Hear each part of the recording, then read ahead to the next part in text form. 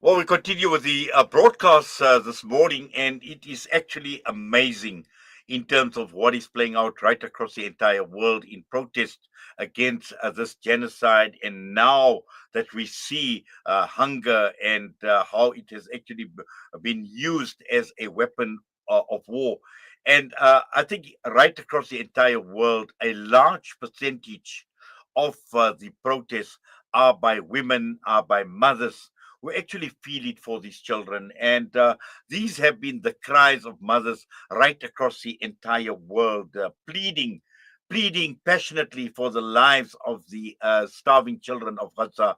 We've seen pot banging becoming the norm now across the entire world. And also, this is as a result of the unrelenting blockade by this brutal Zionist regime, and with utmost savagery, and not only just starving them, but also shooting, but also killing many people, many children that have actually gone to collect food as well. And we are joined now, standing right outside the UK embassy this morning in a cold Cape Town, Ayesha Bagus, who is a member of Mothers4Gaza. Ayesha, assalamu alaikum wa rahmatullahi wa barakatuh. As always, we thank you. We do appreciate you for your time. Assalamu alaikum warahmatullahi wabarakatuh to you and your listeners, Uncle Inayat. How are you today? Yes, not doing exceptionally well, but like we say, it's under the circumstances. I don't think any of us can rest. We're speaking about this relenting or unrelenting blockade. That is taking place, and we need to be equally relentless in our actions and to continue with what we are doing at this point in time. Now, I see you are standing outside the UK embassy. We had covered part of that during the course of the week as part of the global action against those who are complicit in the genocide. And I suppose this is going to be one of the strong messages that will go through to the UK embassy today. Yes, so we are here today outside the UK embassy because the government is not neutral. It is actively complicit in Israel's genocide of Palestinians. We are also here to sound the alarm that experts like Professor Martin Shaw, a genocide scholar, a leading genocide scholar, has already said that the UK risks legal liability under the Genocide Convention. The UK government is at risk of breaching the Genocide Convention through its ongoing arms sales, military cooperation, and political support for Israel. So that is why we are gathering here today. Yes, I see there is going to be a specific focus on women, the children, and the elderly, Aisha. Yes, so yesterday at our solidarity event at the Holocaust Center, I was very, very, very humbled to see the amount of women that had come out and across different races and creeds that had come out after witnessing these awful, awful images coming out of Palestine. Um, we see mothers begging for food. We see them trying to boil water with weeds to find something to feed their kids. And I think it's resonating with so many women and mothers. Even yesterday, when we wanted to hand over a letter to the Holocaust Center to ask them to please speak out about what is happening in Palestine. It was led by women. So it was beautiful solidarity that we saw yesterday, and today women are arriving. Well, this is exactly, and I know you are a part of Mothers for Gaza as well. And the point I had made earlier, when before I just introduced you to the show, that it's absolutely amazing how this movement, particularly amongst women and mothers, has actually grown right across the entire world. And we see the pot banging, which has become a very, very strong feature of the protest action. And when you look at the crowds, you look at the hundreds of thousands in many cities right across the entire world.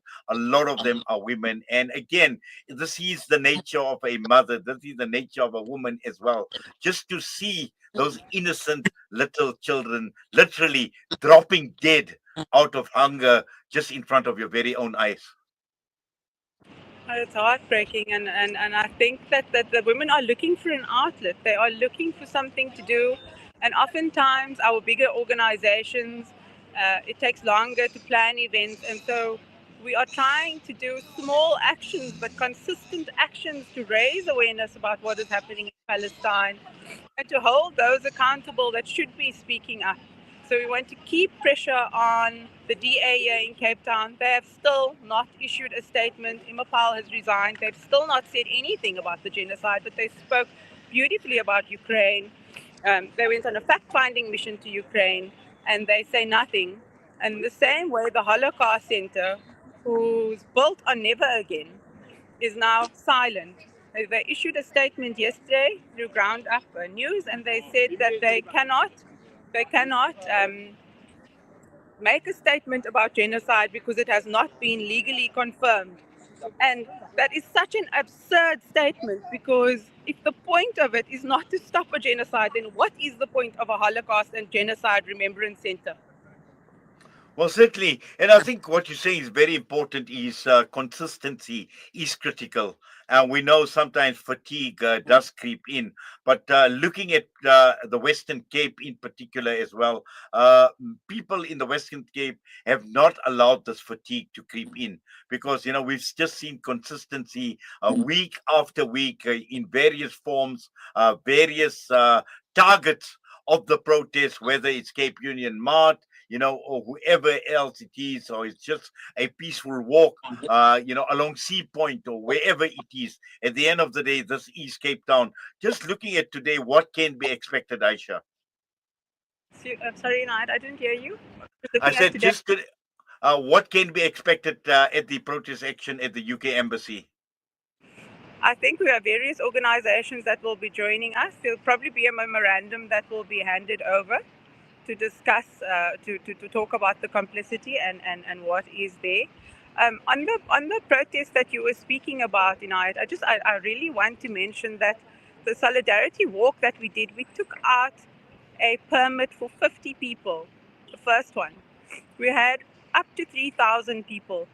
Last week we did the pot banging in Sea Point. The police estimated 4,000 people had attended that event. So we're definitely seeing people wanting to come out and to do stuff. I also want to talk about the fact that we've had new organizations spring up in Cape Town. We've got Mothers4Gaza. I mean, we're only possibly 2 to 3 months old. Um, and we've also had a new group called South African Christians for Palestine, who are speaking up and saying that this is not what the Bible teaches us, and they are coming to all our events and are creating a movement amongst the Christian people in Cape Town to say that this is not the way of Jesus Christ.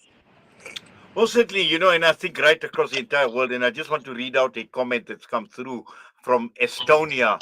And, it's amazing. We've got wonderful listenership right across the entire world.